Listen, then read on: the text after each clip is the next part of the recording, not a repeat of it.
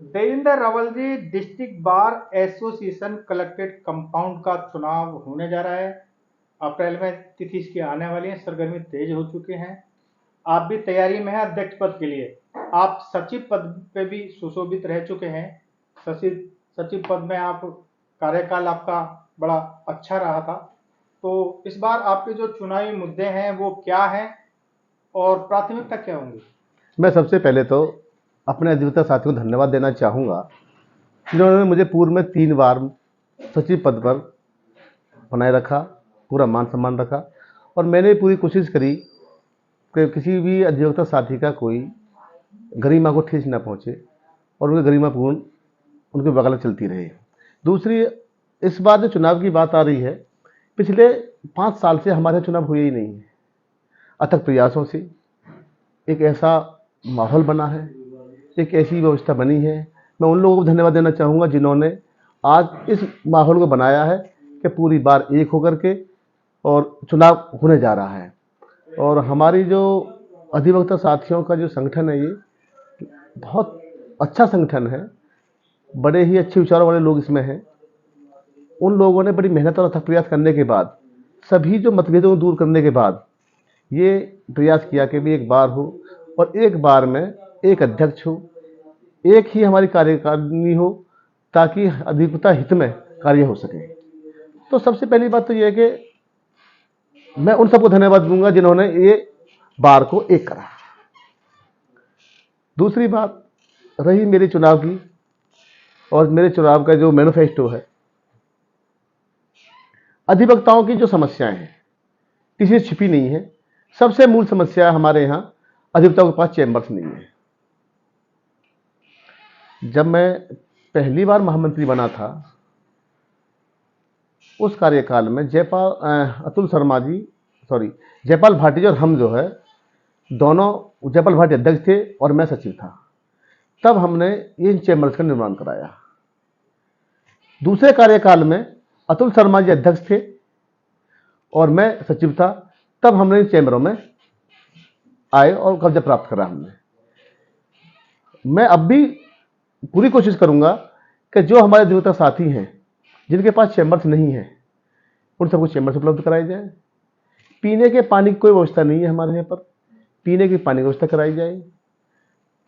साफ सफाई का विशेष ध्यान रखा जाए। अधिवक्ताओं के बीमा कराए जाएं, हेल्थ इंश्योरेंस कराए जाएं। कंपनियों से बात करी जाएंगी जो हमें सुटेबल उनका कर सके। चिकित्सा की व्यवस्था कराई जाएगी। उसके अलावा बेंच और बार में जो गतिरोध पैदा होते हैं, उन्हें बातों से, आपसी तालमेल से सुलझाया जाएगा। और जो अधिवक्ता हित में कोई भी निर्णय लेने पड़े, सबको साथ लेकर के वो निर्णय लिए जाएंगे। चुनाव होता है, मैं अध्यक्ष पद चुनाव लड़ता हूं, तो अगर मैं अध्यक्ष बनता हूं सबके प्यार से, सबके आशीर्वाद से, तो मैं अध्यक्ष नहीं हूंगा, पूरी बार अध्यक्ष होगी। बार का हर एक मेंबर अध्यक्ष होगा। बार का हर एक मेंबर को अपनी बात कहने का, अपनी बात रखने का, अपनी बात का सही तरह से अनुपालन कराने का पूर्ण अधिकार होगा। लाइब्रेरी में जो पुस्तक हैं उनकी काफी कमी है, उसके लिए क्या कुछ व्यवस्था की लाइब्रेरी की व्यवस्था की जाएगी, एक लाइब्रेरी बनवाई जाएगी इसमें। तो पहले भी है, यह प्रयासरत रहे हैं। और इस बार उम्मीद है कि जो चुनाव होगा, चुनाव के बाद लाइब्रेरी 101% बनेगी। और जो लाइब्रेरी की जो आवश्यक वस्तुएं हैं, पुस्तकालय हैं, चाहे इलेक्ट्रॉनिक सामान है, लैपटॉप है, ये सारी व्यवस्था करी जाएगी उसमें भी। और कोशिश ये रहेगी कि ताकि जो अधिवक्ताओं को जिन जिन समस्याओं का सामना करना पड़ता है, बहुत सारे स्किल्स होते हैं, बहुत सारी समस्याएं रहती हैं, बहुत सारे टूल्स नहीं होते हैं, वो टूल होंगे। मीटिंग हॉल होगा, सारी व्यवस्था की जाएगी इसमें। हमने पहले एक छोटा सा मीटिंग हॉल बनवाया था, आजकल वो बंद पड़ा है, आपने देखा होगा। जहाँ ये छेलक की दुकान चलती थी पहले, उसमें जो मीटिंग हॉल है, उसमें अब कुछ है ही नहीं, कोई व्यवस्था नहीं, देखभाल नहीं हुई। हमारे कार्यकाल के बाद बड़ी दिक्कत रही है। हमने कैमरे भी लगवाए थे, सीसीटीवी कैमरे चले थे, एलईडी लगवाई थी। अब ना एलईडी है ना सीसीटीवी कैमरे हैं, तो सुरक्षा व्यवस्था भी होनी बहुत ज़रूरी है। और जो अधिकारी आते हैं उनके लिए एक एलईडी पैनल भी लगवाया जाएगा, ताकि जो वहाँ पर हमारे समाचार हैं, कुछ और चीज़ें हैं जो हमारे ज्ञानवर्धक चीज़ें हैं, वो देख सकें उस पर। देवेंद्र रावत जी, दो बड़ी समस्या हैं सूरजपुर कलेक्ट्रेट बार के लिए।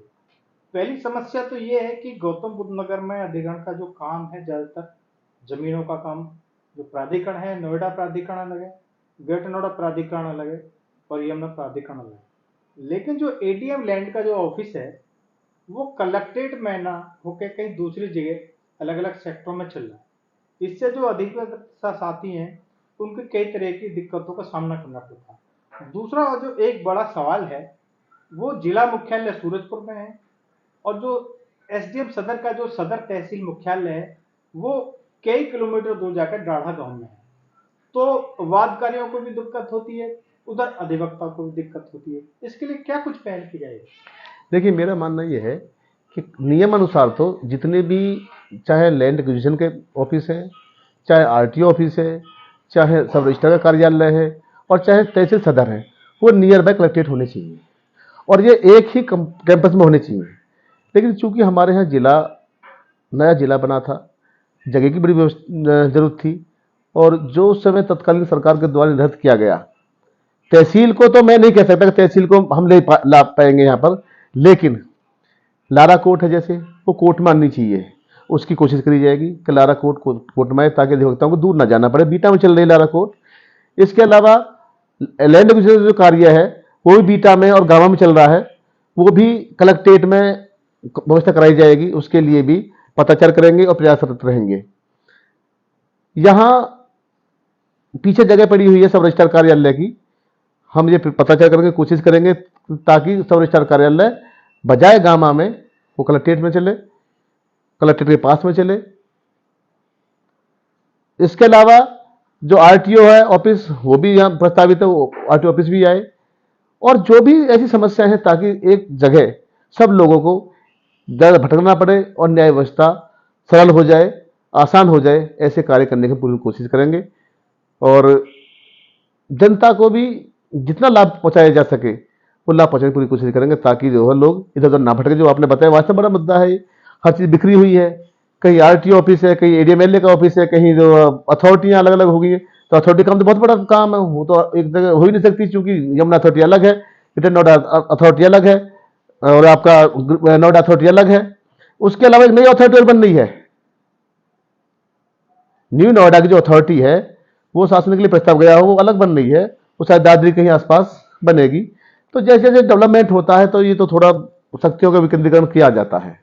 अच्छा, यहाँ एक सवाल ये भी पैदा होता है, क्योंकि जिला मुख्यालय सूरजपुर में स्थित है और सूरजपुर से विभिन्न कस्बों के लिए वहां से भी वादकारी भी आते हैं, अधिवक्ता भी आते हैं। जाचा है, एनटीपीसी है, बिलासपुर है, जहांगीरपुर है, जेवर है, तनकोर है।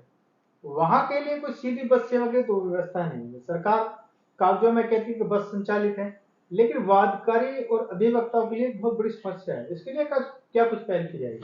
देखिए, ये भी बिल्कुल सही कह रहे हैं आप। यहाँ नया जिला बनने की वजह से कोई भी जो परिवहन की व्यवस्था है वो सुचारू रूप से नहीं चल पाई।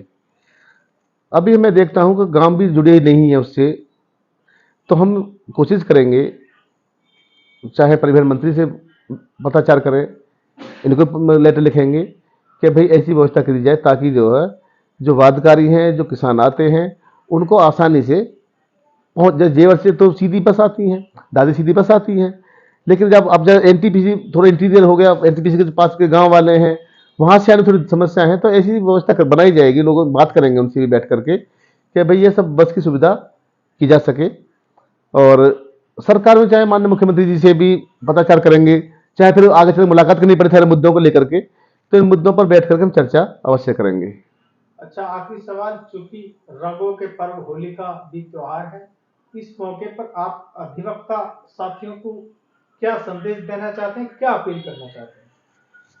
देखिए, मेरे बहुत ज़्यादा वरिष्ठ साथी हैं, मेरे अधिवक्ता साथी बहुत वरिष्ठ हैं, कनिष्ठ भी हैं, मेरे अपने हम उम्र भी हैं और जिन अधिवक्ता साथियों ने संघर्ष करके इस जिले को बसाया और आज उनकी वजह से हम बैठे हैं, अपना जो है जीवन यापन कर रहे हैं, तो सबसे पहले धन्यवाद होली पर्व पे।